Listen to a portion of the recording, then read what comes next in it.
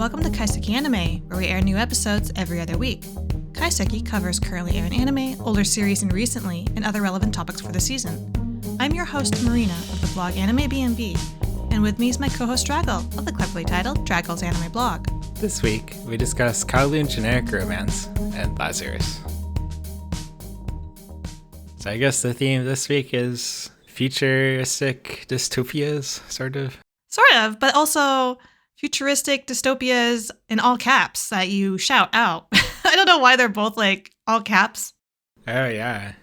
I hate it when titles are all caps. It makes no sense to me why they do that, but It's there you go. Abomination against the English language. But I guess Yes. they're not in English, so maybe that's why. Well, and to be true to the source material, I have included it here in all caps, so I'll try not to shout it every time I see it. I guess I didn't say it in all caps though. No, please don't. You don't need to. Sorry, everyone. Well, we're going to start with Kowloon generic romance, like you said, and we had a little bit of a fun moment earlier about trying to figure out how to pronounce this word. And also, I didn't even know this place was real until Draggle told me. Oh yeah, I've been there. Not here. Not this sci-fi dystopian version of it. No, Yes. to Kowloon. Although I haven't gone to the place the show is in Kowloon. The walled city? Yeah, the walled city. Since it was destroyed, obviously I haven't been there. Yeah, so I really don't know the history of this place. I don't know anything about it. I just know it's like Hong Kong. Oh, There's it's a this very walled famous area. place. It's like Okay. something like it's the one part of Hong Kong that the Chinese were allowed to live in by the British. And it became like so dense. People just built everywhere and it was like a lawless place. And if you have a chance, you should look up the old pictures of the Kowloon Okay. walled city because it's pretty cool, actually. Is it anything at all like how they are portraying it in the show? Kind of, yeah. Where it's like very Yeah. chaotic, very dense, tons of people. A lot of it has to do with the sci-fi of the show, but it does make it sound like that there's no like logical formation in the city, that there's things kind of go everywhere and you can get lost really easily. That's exactly right. Yep. Yeah. If Yeah. anything, the show makes it look more normal and spacious. That's amazing. Yeah.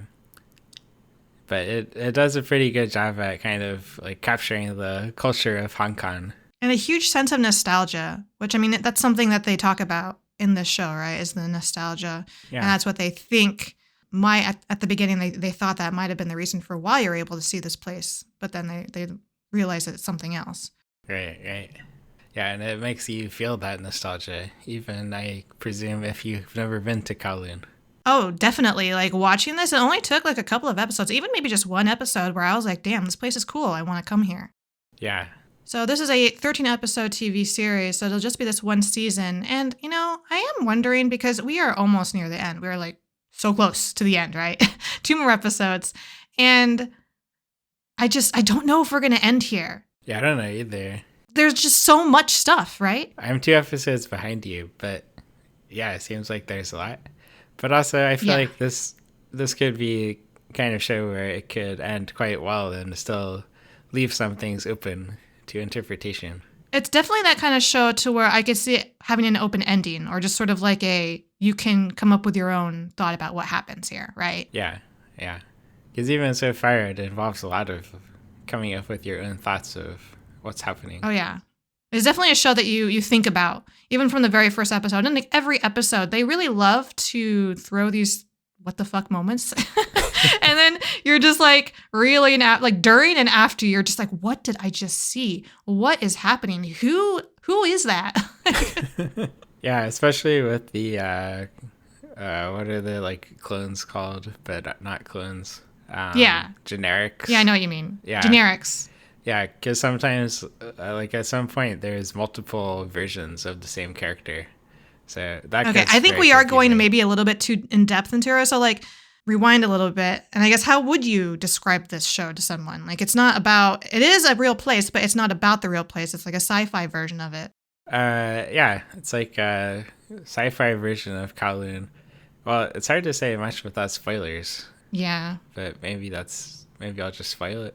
I don't think you need to spell it so much because like we already know there's something off about this place, right? We already know that there's this big weird sciencey object in the sky. It's like watching them and sort of altering their perception of what is real.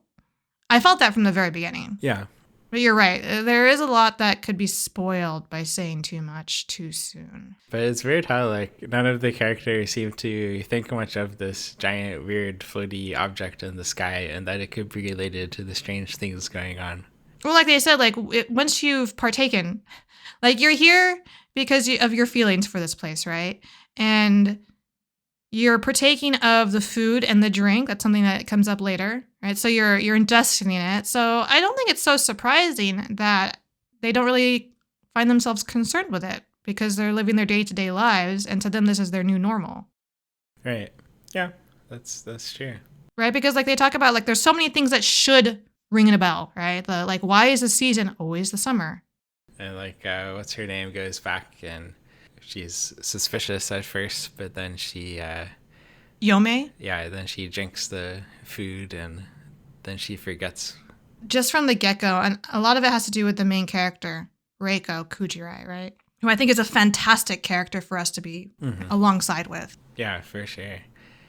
Because she's like very personally impacted by all of this.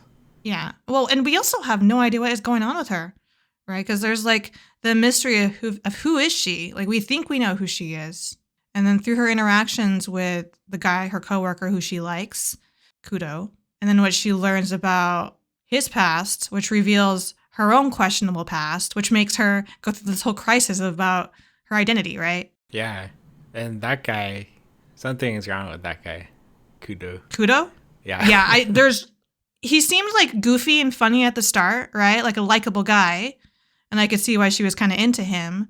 But then the more we see of him and how he treats her, right? The different ways that he treats her, I'm just weirded out by this dude. Yeah. And it seems like the people who we think are the bad guys, like, have this grudge against him. Yeah. And like, initially we assume it's misplaced, but I'm not so sure it's misplaced. Not anymore, no. I wanted to like shake him anytime that he made Reiko sad, honestly. Like, stop treating her like this. Yeah. Anyways, that kind of show that like has a great sense of mystery. Really makes you think. Keeps you on your toes. Yeah. Go ahead and enjoying it. You want to know something interesting that I like didn't see really the connection? Right. Is that the creator of this, Jun Mayuzuki, is also the creator of After the Rain. Oh, the main characters, they look very similar. They do look very similar, but I was like more looking at like their personalities, I guess. Like, I feel like the female characters are also somewhat similar, like quieter, Yeah. introspective, like very observant of their surroundings, right? Yeah. Interesting. But like the story itself is like totally different, right? Because After the Rain is more of like that one is definitely a romance. This one is called generic romance, which I feel like the romance is way... Yeah, it's funny how there's romance in the title and it's so little romance. Right? Like, that's the last thing I'm thinking about now. It was at the start. I was like, oh, I really like this couple, or like, I like their dynamic, but that has faded the further along we get. Yeah, I do not like their dynamic.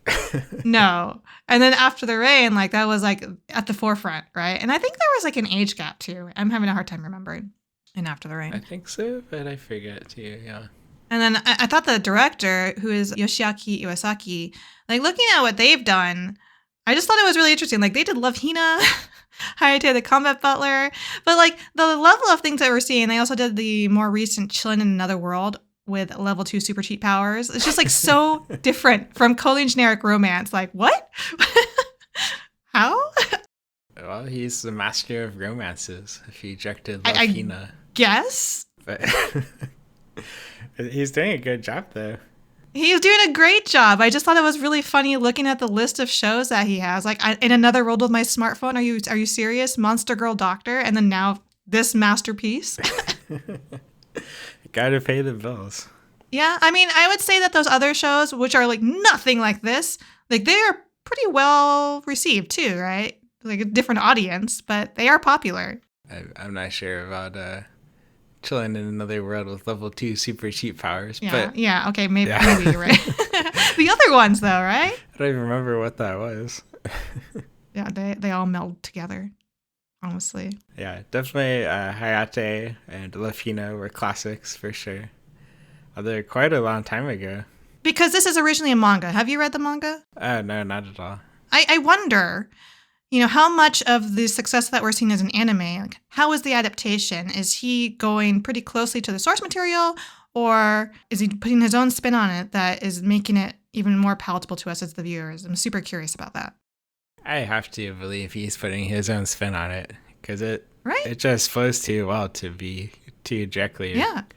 Based So, I on mean, the I'm really manga. impressed because I would never have expected that from these titles that's in his, history. Hey, Hayate the Combat Butler was a I good guess. show. Yeah. Very different show, but yeah, Love Hina was good too. you would say that.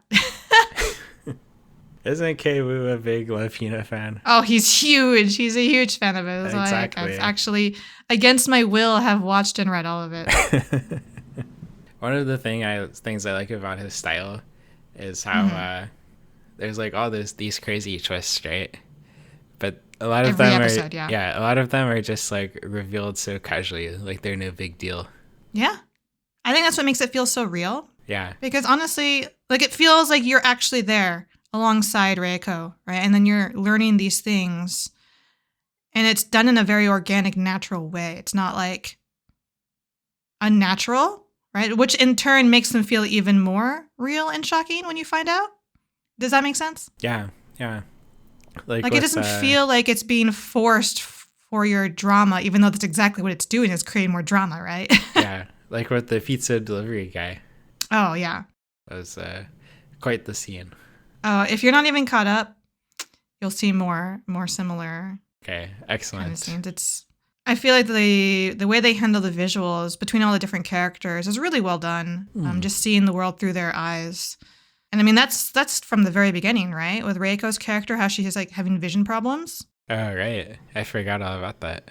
Yeah. That was the immediate sign for me that something was wrong. I was like, why is she struggling?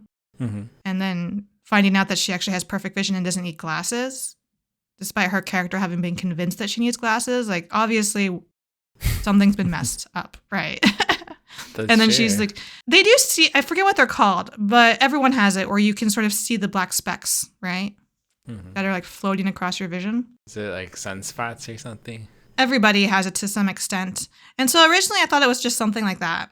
But then, I mean, it's proven over time that it's definitely more than that. And then her being able to like see an entire different timeline and a different person's timeline through the glasses. You already saw that, right? Did I? I forgot about it if I did.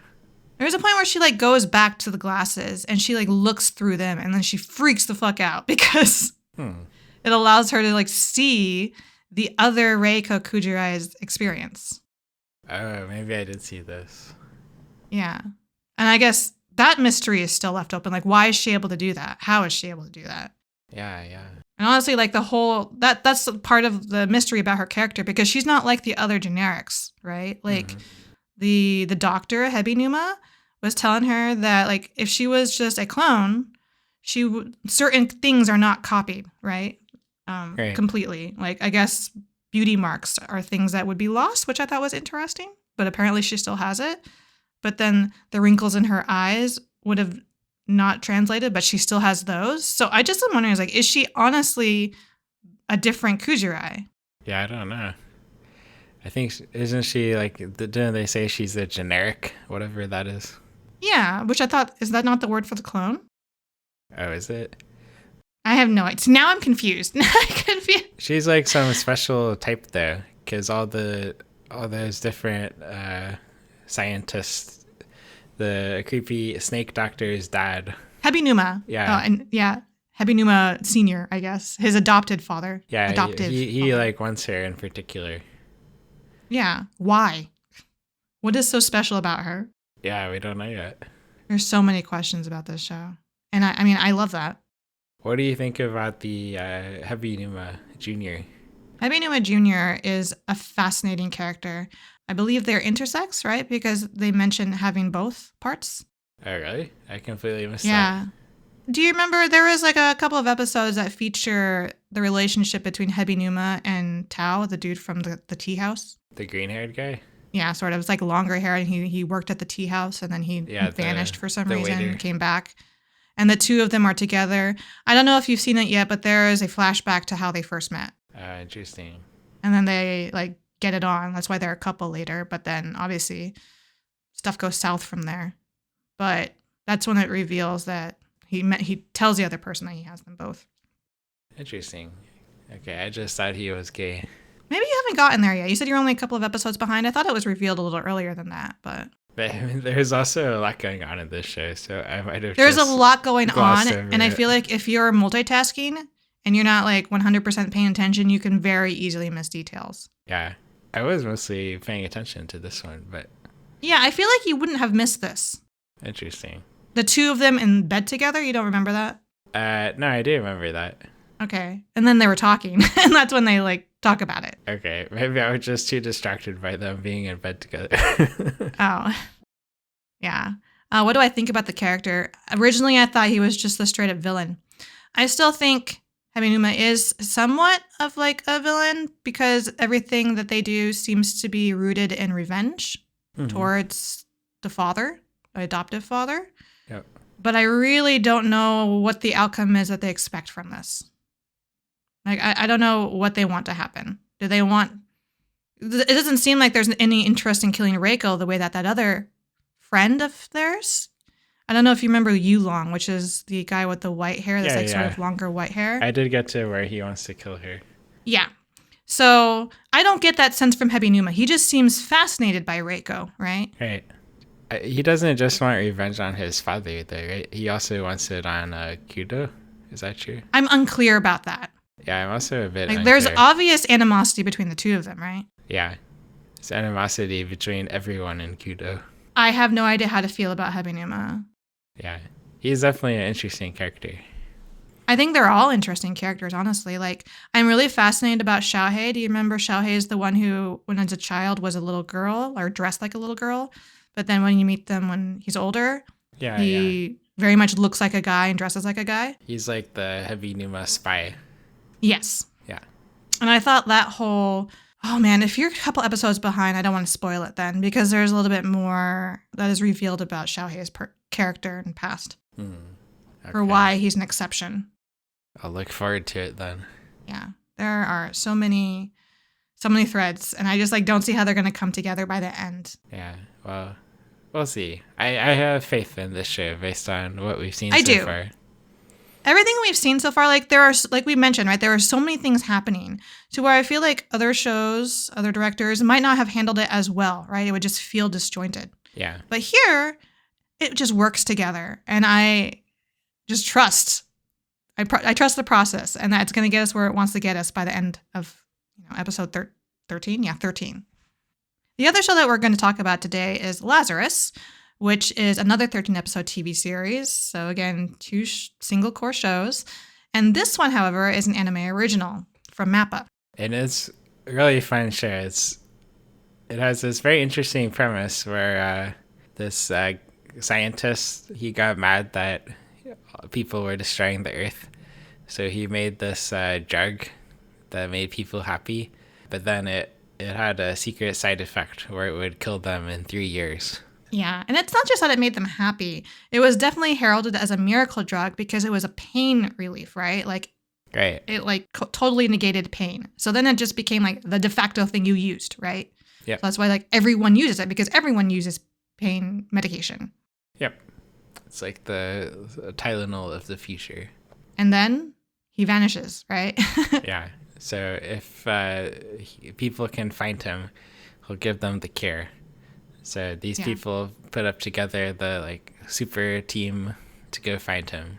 And it's definitely like a band of misfits, right? They're all sort of outcasts in a way.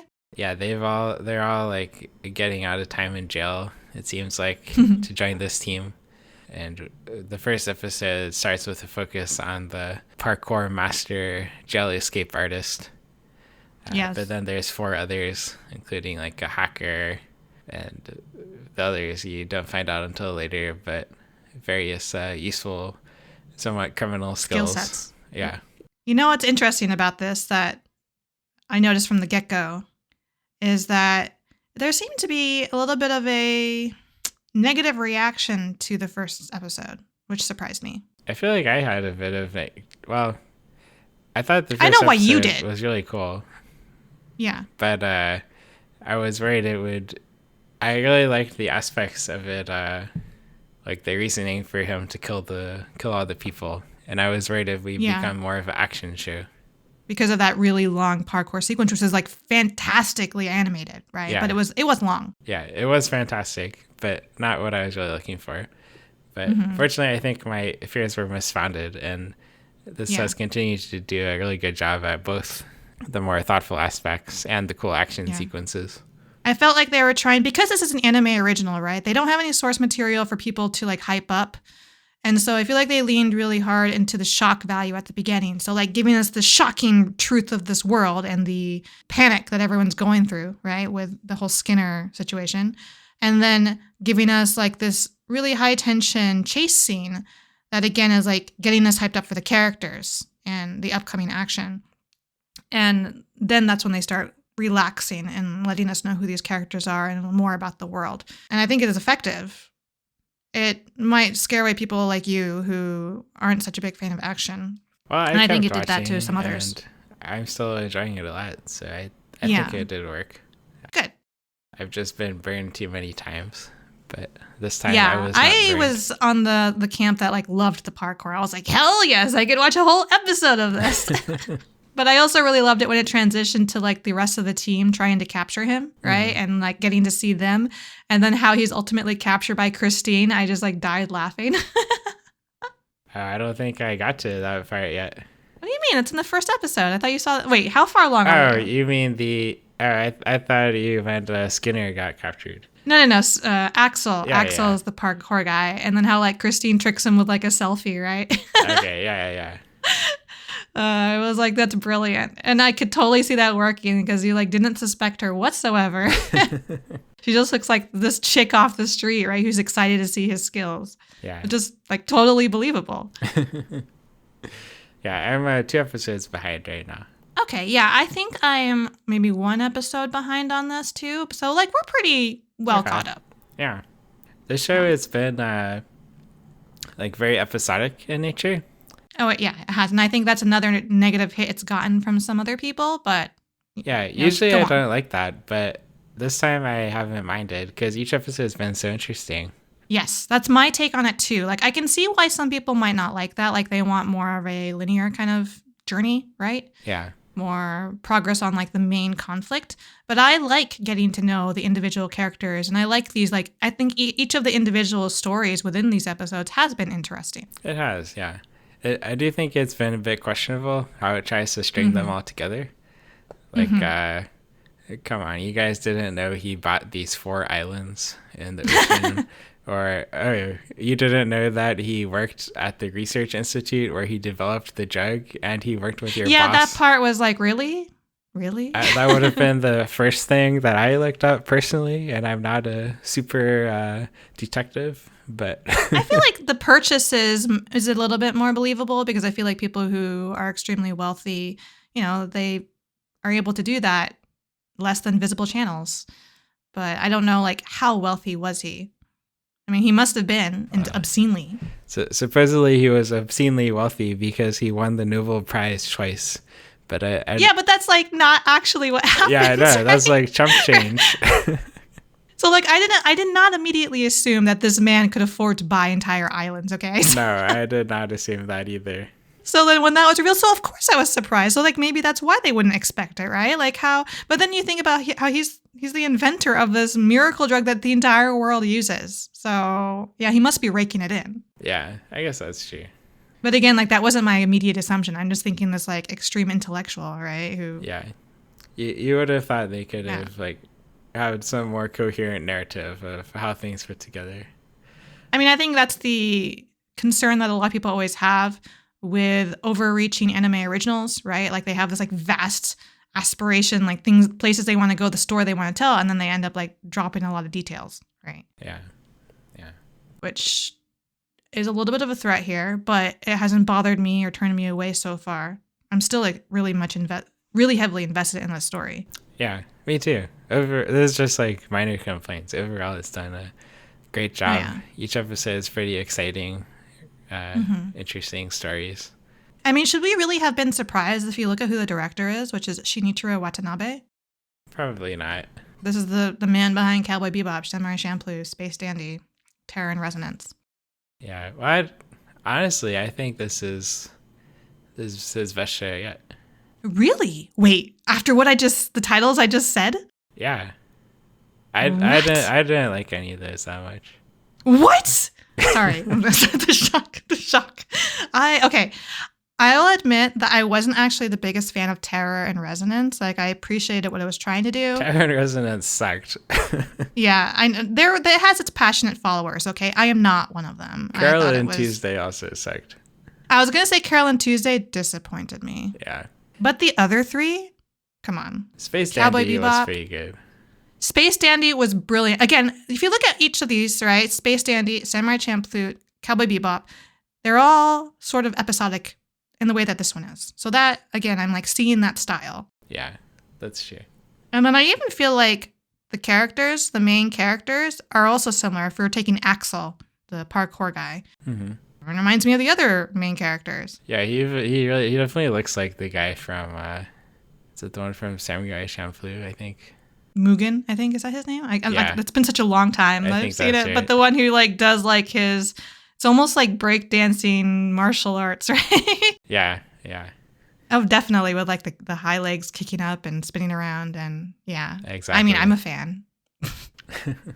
I think the reason why I like, maybe, and this is also why you like it so much, this Lazarus more than the others, it just feels extremely relevant to today. Like, we're living this right now. Yeah.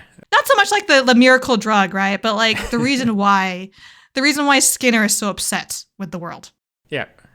It's very relatable. Yeah. Actually, as I've been watching this, it reminds me of? Japan Sinks. I love that. Oh, it's so good. I love that show too.